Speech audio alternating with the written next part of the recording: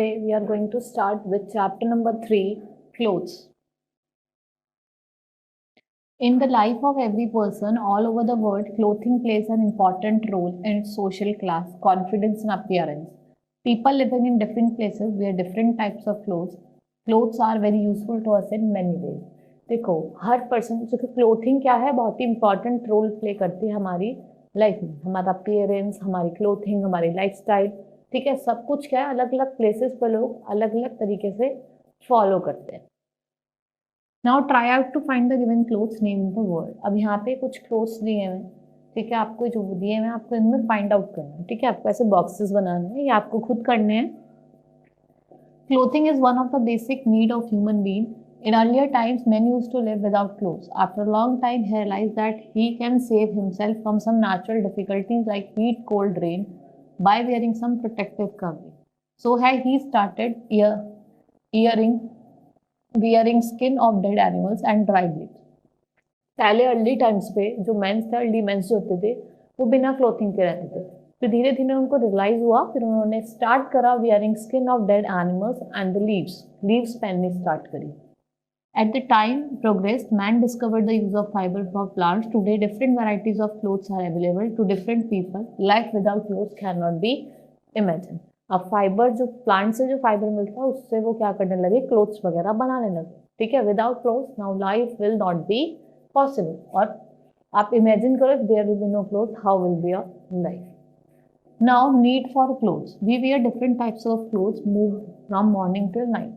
We like to wear loose and comfortable clothes at home. We wear the school uniform when we go to school, night dress when we go to bed, and special dresses on special occasions. We use different types of sports wear when we play games. देखो हम घर में रहते हैं तो हमें comfortable clothes पहनना अच्छा लगता है. ठीक है, फिर हम वेडिंग वगैरह में जाते हैं तो हम वेडिंग वाले ड्रेसेस पहनते हैं, जैसे लहंगा हो गया, कोट पेंट हो गया.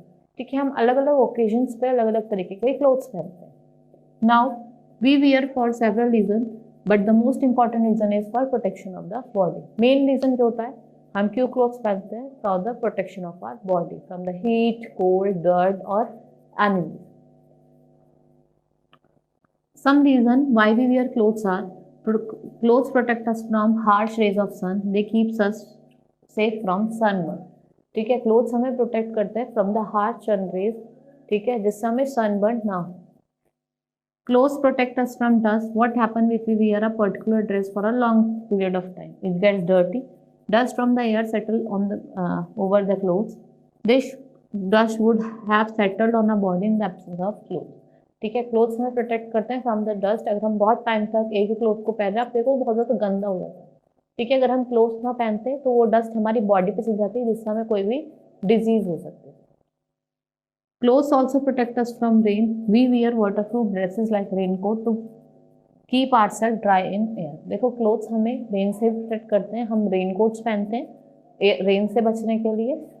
Clothes protect us from cold. We wear woolen clothes during winter. These clothes are thick and warm and thus keeps our body warm. Clothes protect us from insect bite. There are lots of mosquito in summer and in rainy season. Wearing full sleeves clothes can save us from mosquito bite. आपने देखा होगा cold में हम woollen clothes पहनते हैं जिससे हमें ठंड ना लग जाए. ठीक है, आपने देखा होगा रेनी सीजन में और समर सीजन में बहुत ज़्यादा मच्छर होते हैं तो वो हमें काट ना लें, इसलिए हम क्या पहनते हैं, क्लोथ्स पहनते हैं. Now clothes makes us look smart. Whenever we wear nice clothes we feel good. Clothes helps us to identify job of person. People wear different clothes according to the job they do. We can identify through their uniform. हम देखा है लोग अलग अलग school में school uniform पहनते हैं. Doctor wear their coat and air hostess wear their dresses, soldiers wear their, ठीक है, अपनी जो उनके आर्मी की ड्रेस होती है वो पहनता है. पुलिसमैन अपनी यूनिफॉर्म पहनता है. इसलिए अलग अलग लोग अपनी अलग अलग यूनिफॉर्म पहनते हैं. Fibres. Clothes are made from fibres. Cloth is of 3 kind depending upon the fibre we obtain from plant. ठीक है, जो भी हमें फाइबर मिलता है हमने 3 काइंड में फाइबर को डिवाइड करा. Natural fibre. Fibers obtained from animals or plants are called natural fibers. Some kinds of clothes are made of natural fibers that are obtained from nature, such as jute, cotton are obtained from plants and silk and wool from animals. Animals और plants से जो हमें fibre मिलती है वो natural fibres होती है.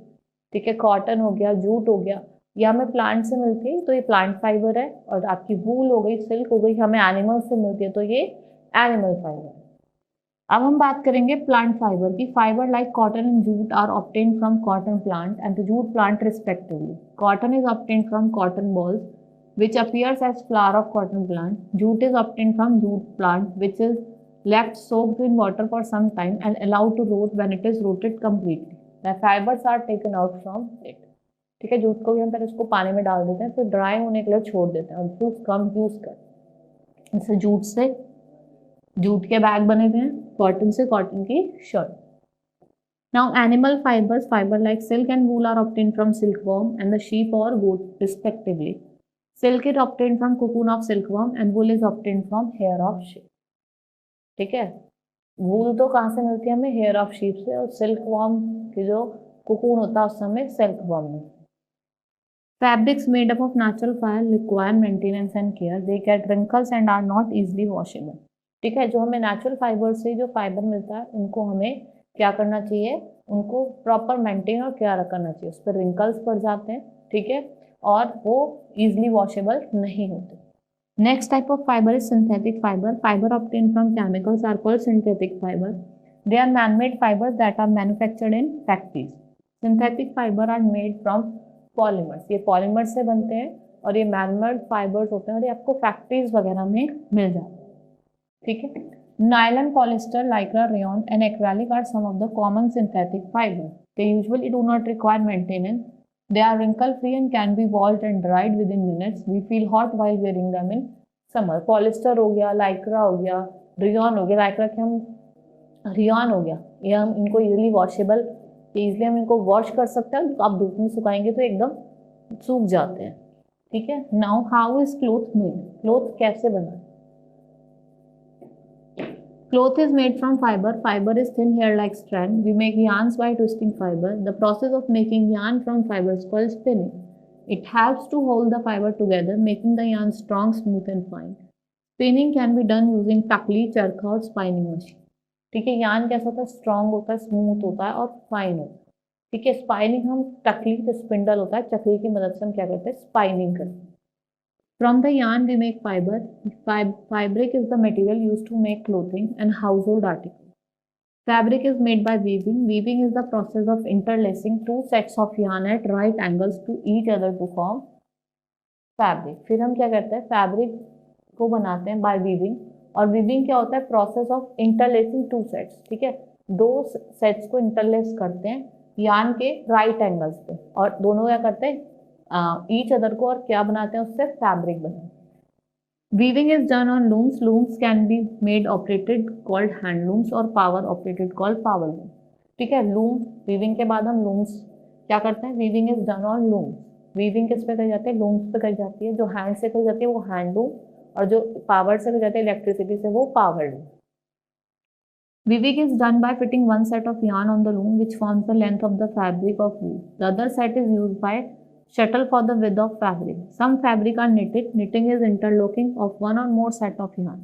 Knitting can be done using needles or machine. We wear knitted sweaters, socks and gloves. आपने देखा होगा knitting जो है interlocking से कही जाती है। हमारी मम्मा लोग स्वेटर्स बनाते हैं, वो क्या है? knitting है, interlocking होती है ना उसमें।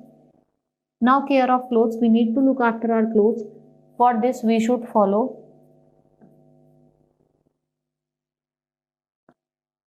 care of clothes. We need to look after our clothes. For this we should follow. हमें कैसे अपनी क्लोथ्स की केयर करनी चाहिए? Clothes should be washed well with good soap and detergent to remove all the sweat, dirt and stains. Colored clothes should be dried in shade. We should iron the clothes properly. Woolen and silk clothes need lot of care. They need to be stored well. They are easily attacked by small insects and moths and silverfish, which do the greatest damage.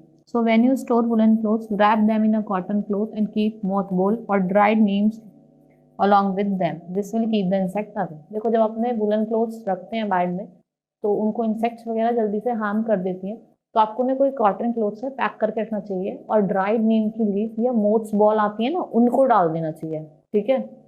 Woolen clothes, coats and trousers should be dry cleaned and they are supplied by simple washing. इनको क्या करवाना चाहिए?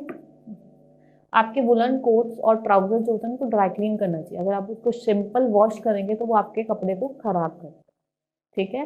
Hope you understood the chapter. That's all for today. Thank you.